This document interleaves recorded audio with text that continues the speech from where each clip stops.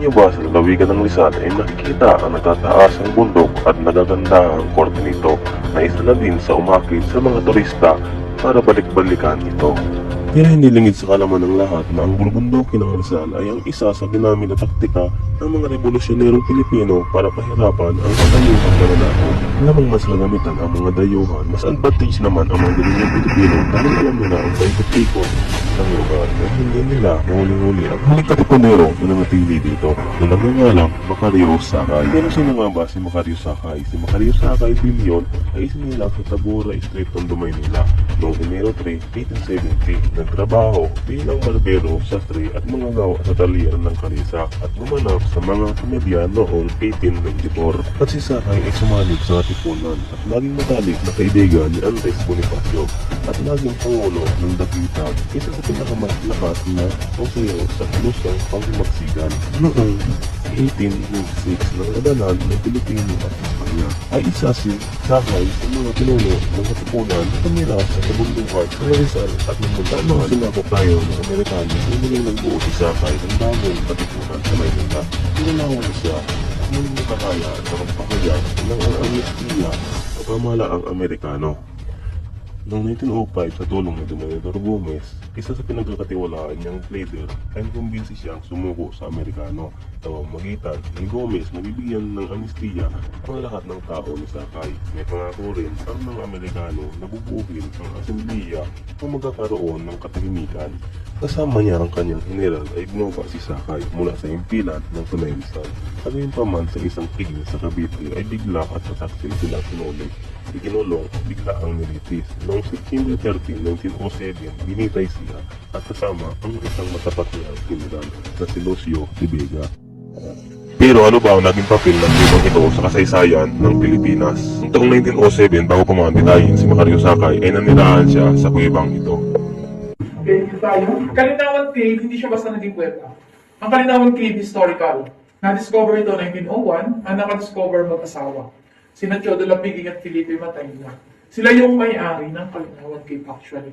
Ang Kalinawan Cave until now ay private property. Ang may-ari nito, yes. Ang may-ari nito, yung mag-asawa, kasi yung lupang nakapaligid sa Kalinawan Cave ay sakop ng pag-aari ng mag-asawa. Yun. Ngayon, dahil ang Kalinawan Cave, Yung nakadiscover po ng 1901. yes, yung nakadiscover nito ay mayroong 5 anak. Nakita niyo yung matanda sa labas? Opo. Yung matanda sa Lalaki? babae? Opo, yes. Si Katalin? Opo.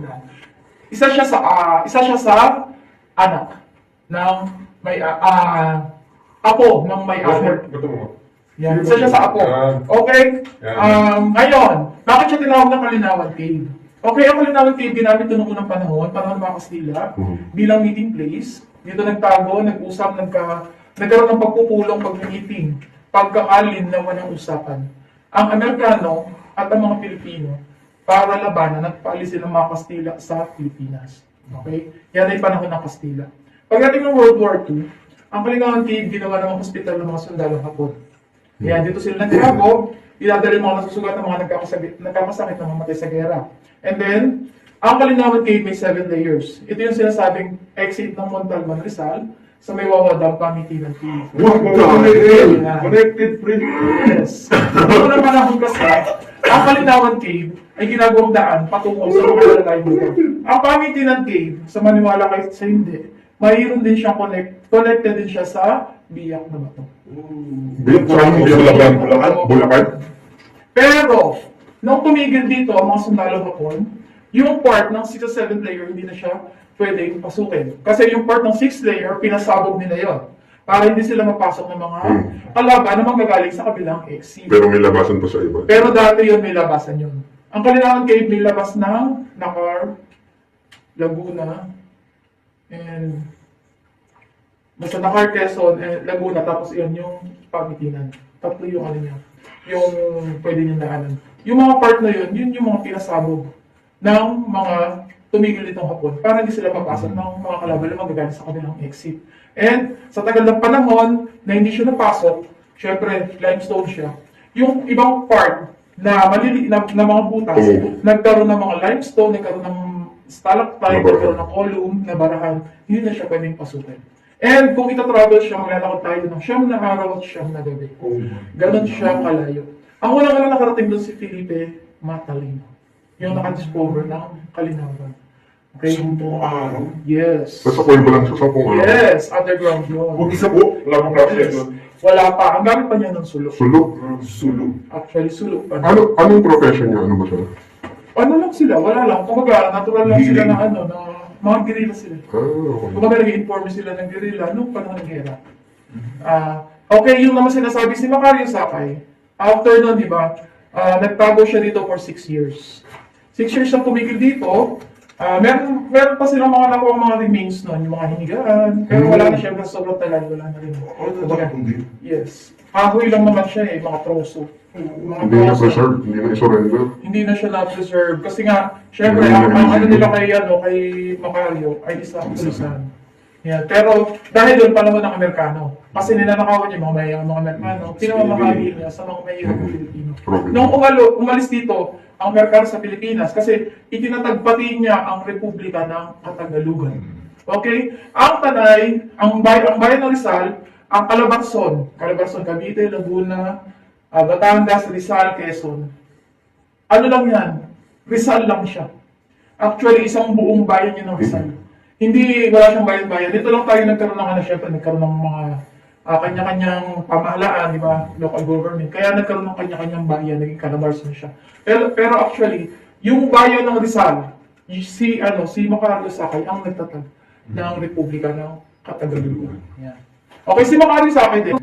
Okay, for 6 years nagtago siya rito. Bago siya, yun nga, kumbaga parang parang na-block siya.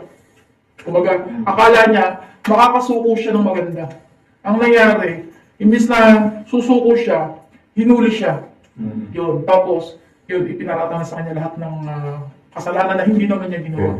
Pero ang gumagawa talaga ng mga Amerikano para ibintang sa kanya. Pinapulse flag siya. Yes. Kaya naman talaga eh. Ganun. Amerikano yun naman talaga ang nila eh. Sila talaga, kumbaga, bago kukuha sila ng tao, ipagagawa nila yung gano'n, oo. Tapos, ibibintang nila dun sa kaysakan. Nangyayari lang. Ganun ang nangyari. Siyempre, nung parang mga Amerikano, alam naman natin, Kapangyarihan nila eh. makapangyarihan yan. Kaya ganun ang nangyari sa kanya. Pero sa totoo lang, hindi siya talaga yung gumagawa ng mga ibinibintang sa kanya. Okay? Okay, yun yung pinakang history ng Kalinawan Cave. Bago pa mag-discover ng mga turista ang kuweba ay siyempre muna ang gumamit nito para gamitin sa tapilya. Sa dami ng susunod na ginalap dito sa kuweba, ay nabisa na ang napinsala itong kuweba. Kasi pagbawal na nga ng munisipyo ang shooting dito. Hanggang sa iba na nga ang shooting dito sa kuweba ito hanggang sa ngayon. Ito na pinikalindihan niya na isunod na ito. Operation Condor. Operation Motor. 90s mo yun, ano? 1970s. 70s? Yeah. 70s, 1980s ganun siya. Okay. Ang makikita natin dito sa part na ito ay mga ano siya lang siya. Kumaga, ito ay mga pintura, glitters na lang siya kasi nga ito ay ginamit ng shooting. Ayan. Pero meron pa rin naman tayo mga buhay na mga natural fish. Okay. Marami naman shooting dito, mga pataserye at teleserye. Ayan, kagaya ng Mulawin versus Ravenna, Honesta, Bonifacio, Katipunan, Wako, Shikrata, Lolo, Kikipuriko, Antikabisada, Big Bossing, marami pang iba. Okay, kung isa-isahin natin yan, abutin tayo ng 3 days. Sobrang dami. Okay, na-stop lang kami ng shooting dito 2017. Kasi nga po pinagbawalan nga ang Kalinawan na tumanggap ng shooting kasi nagkaroon ng mga ganito. Ayan. Yan po ang naging epekto ng shooting. Kasi hindi natin maiaalis siya noong unang panahon. Ang unang-unang gumamit ng Kalinawan Cave talaga ay shooting. Shooting talaga ang main source of income ng mga tiga rito. Siyempre, sa mga sinaulang panahon, wala naman tayong mga, kumbaga, mga do's and don'ts. Kukuha sila ng permit sa munisipyo. Walang sinabi na bawal magganyan, bawal yung ganito, bawal maglagay ng pintura. Pero ngayon, nung mag-aga kami ng tourism, 2016, nagkaroon sila ng mga ganyan, mga bawal lang maglagay ng mga artificial colors. Ngayon, nakita nila na na-damage ng gusto ang Kalinawan Cave dahil sa shooting. Kaya nagkaroon kami ng naiban kami. So, pintura siya ang kulay niya. Yes. Mga color. Ano yan, pintura. Kasi, ang gumamit talaga nito, ang nagpintura niyan, yung Encantadia. Yun. Ito kasi yung kanilang katorya. Dito tayo? Patay mo lang muna. Dito tayo. Okay, ito yung sinasabi na Ito yung malalim na part. Ito yung pinag-shootingan ng Jezabel. Itong part na to. Si Miss Gloria Diaz ang nag-shooting dito. First Jezabel. Ito sa part na to. Yan, ito yung nilagyan ng tubig. Kasi ang Kalinawan Cave, totally a dry cave. Ang Kalinawan Cave. Totally dry cave siya. Okay, ito nilalagyan lang ng tubig kung kailangan nila ng tubig. Yung hiram na alaala, dito rin na-shooting yun. Nilagyan nila ng tubig yan. Yan. Okay, dito tayo. Okay, ito naman yung nasa likod niya, dinosaur na T-Rex. Ito. Ayan. Ito yung ginamit naman ng OK Caferico. Gusto kanilang, sa mga sinasali sa Film Fest, OK Caferico, ito yung mga dinosaur, yung mga pinagagalaw nila sa pagdating sa shoot nila. Yung ginagawa nila na kunyari humakanga. Yan, ito yun. Dito sa part na to. Okay, dito tayo. Okay, dito tayo sa third part of P-player. Okay? Okay, dito tayo? Let's do some... Okay na, nasa dito lang. Opo. Dito rin nag-shooting si Jackie Chan. Yung Super Diamond, dito siya tumakot. Yo! Ha? Yo! Dito siya tumalon? Opo! Yung parang nag-rappel siya. Ay, grabe. Dito. Tatay ko, tayo may rapel kayo dyan. Ay, ito, palabas. Doon siya. Ano yun? Yo! Yung kanina di ba maraming gold sa second layer? Oo. Kaya dito na siya lumipat. Ano naman? Yun ay sila naman yung malapit na mag-build. Uy, grabe. Hello mga pre. Kita yung mga Ayun, yung mga pinapipicture na nila. eh, hindi makikita nyo sa internet.